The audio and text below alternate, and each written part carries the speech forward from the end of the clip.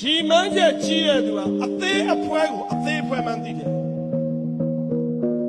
အဆောင်မှနေရတယ်တရားပတ်စံမှန်မပို့နိုင်ဘူးရီမန်းချက်ကြီးတဲ့ကြောင့်သာသိခံနေတော့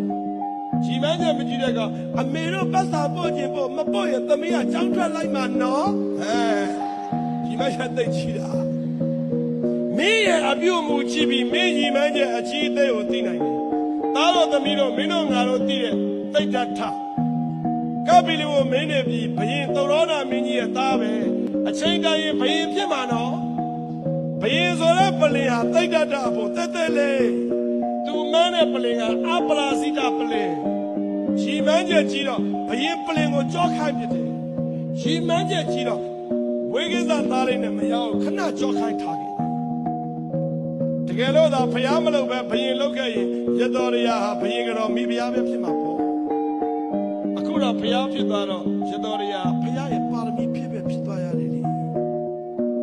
ရီမန်းချက်ကြီးတဲ့သူကပလင်တောင်ဘယင်ပလင်တောင်တက်တက်လေးလို့မြင်တာ